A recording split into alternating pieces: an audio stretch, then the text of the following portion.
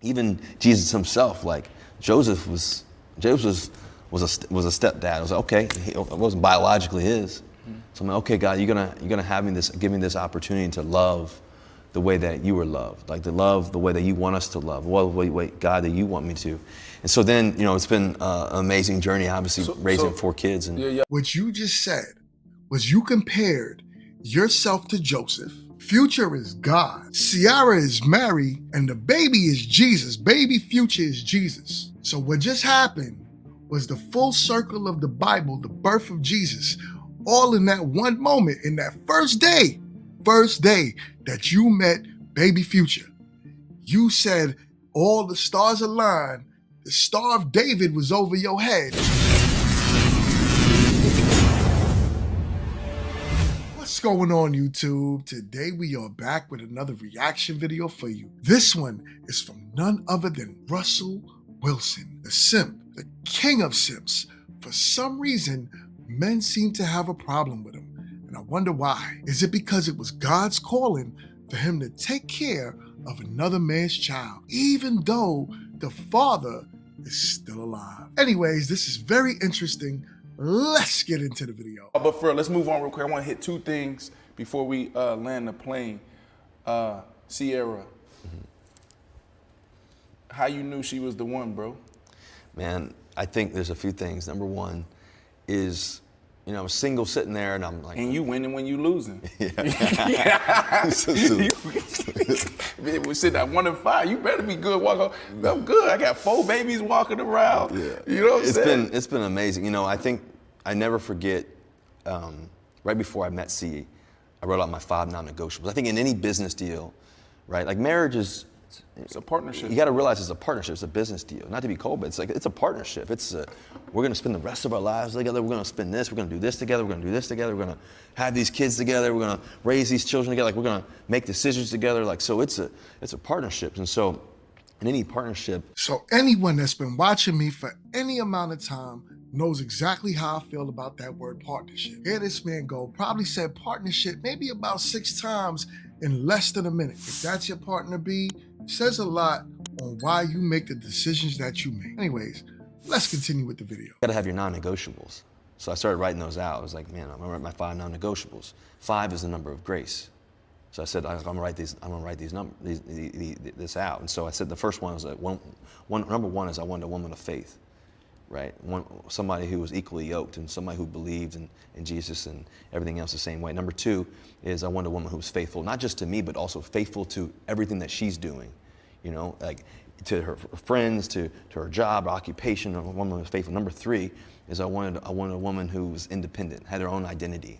It wasn't, I was Russell's wife or this or that. Like they had their own identity, they had their own dreams. It could be a nurse, it could be to a teacher, it could be to anybody, but obviously see on stage doing a 1-2 step and leveling up and everything else. But it didn't have to be that, but it was just somebody who had their own identity, who wanted to be volunteer work or whatever it is. Like they wanted to have something they're dedicated to.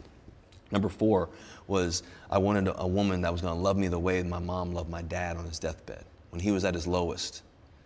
My dad used to always say, son, your mom's going to be able to take care of you. And the 5th thing is that I wanted a woman who would tilt the room. When she walks in the room, all the furniture would slide her way.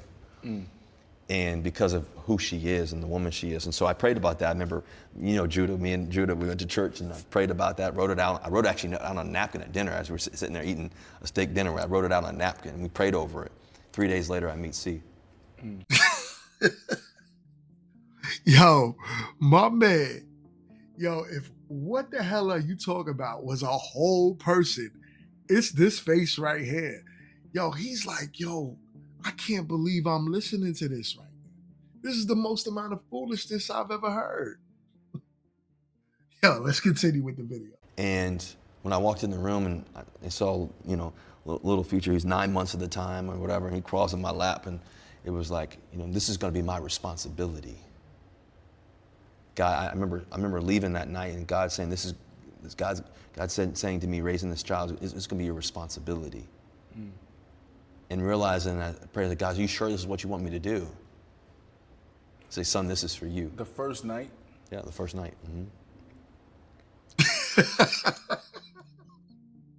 Yo, my man said, the first night?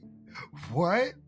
Hold up. So, little Future climbed up on your lap and said, "Stepdada," and you said, "This is it." And God reached down to you and said, "My child, this is your son, and you need to take care of him for the rest of your life." And then all of a sudden, a voice came down to Ciara. "Ciara, did you know that your baby boy?" And you bought that. Yo, son. I'm sorry, man. I'm sorry. I'm going to continue with the video. It's going to be your responsibility. And was that scary? Oh, yeah. I mean, I think scary just in the sense of, not scary, but it was more so an opportunity. Like, okay, God, this is what you want me to do. This is, stepping in to raise, a child with C and this and that. And realizing that, okay, God, like, I know she's the one for me, but also too, I'm going to take this responsibility as well. Like, okay, like, and I was ready for that. I was ready to, I love children, as you know, I love kids and everything else, but it was like, man, to help raise a child and everything else, understanding that, okay, God, you're gonna give me this opportunity. What a gift. Even Jesus himself, like Joseph was a stepdad. I was like, okay, it wasn't biologically his. So I'm like, okay, God, you're gonna give me this opportunity to love the way that you were loved, like to love the way that you want us to love, way, God, that you want me to.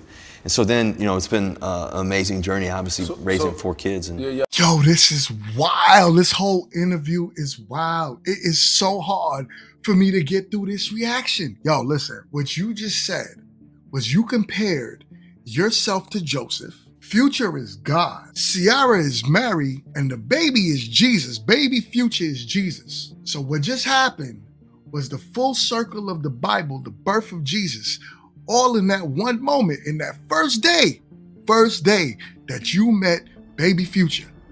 You said all the stars aligned, the Star of David was over your head, shined down on baby Future, and then you said, you know what? That's mine. I need to take on this responsibility because God ordained it, yo. I'm thoroughly confused. What type of, it's either one of the two. It's either he's just full of it, he's right now just talking because it sounds like a good story and it's what women want to hear, because guarantee you, women are feeling it right now, or for everything that this man just said. Every mama, every baby mama is feeling it right now. Like, oh my God, this is the man of my dreams.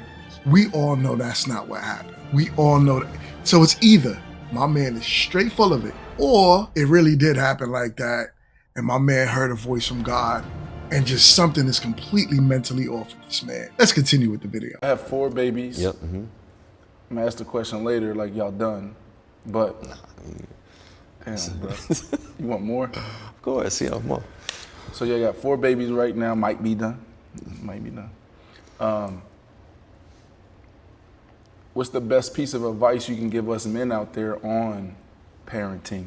Not parenting, on being a father, right? And then also being specific, you said it, at 9 months you're holding him and you're like, yo, God gave you that vision, like, yo, this is gonna be your responsibility. So, like, is there a difference from, how you approach being a father, stepfather? You understand? No, I think that when you're raising children, right, and you're married and everything else and loving, it's like, you gotta love every single child as if they're yours, right? That's been the greatest gift of raising Future and Sienna and Wynn and now Mora, 2 months. It's like, man, God gave me that opportunity to raise them and to love them and to care for them and teach them and to love them as every day, that way. And there's no difference. There's no difference in it. I think to me it's the greatest gift, and knowing that that's the responsibility to raise these 4 beautiful children all together in this. And we all come from blended families a lot of times. We all come from different this and that, but it's to be able to be one. And that's been... All right. Let's wrap this shit up right here. Listen, look, it's all good if you want to be a stepdaddy. If you make the choice to say, you know what, I'm going to take care of another man kid, regardless of whatever the situation is, because I'm so in love with this woman, and I'm seeing this baby for the first day and I'm just like, oh my God, this is Christ given, fine, that's on you. Go do what you want to do. But the problem is that just know that at the end of the day, if that woman chooses to leave you, you have no rights to that child. So all of this, oh my God, I'm so in love with this kid, could be an awesome child all day long. If that woman chooses to leave, or if the father wants to do anything they want to do with that child, you have absolutely no say. The problem I'm having with this situation is this. Future is still alive. The man is acting like Future isn't here. That son, young Future, has an actual father figure. Now, whether Future is a good dad or not, I don't know. But I know a lot of instances where men come in and they try their best to become the main father figure in a situation that they did not start. Then what ends up happening is you end up confusing that young boy. Think about that before you choose to take on a role that you had nothing to do with. Because are you really doing this kid a favor, or are you really doing him an injustice? Something for you to really put into perspective, huh? Anyways, I'm over this. This was a very funny one for me. It was very hard to get through this whole reaction, but it was fun nonetheless. Please like, comment, and subscribe. Stay in tune. I'll see y'all on the next one.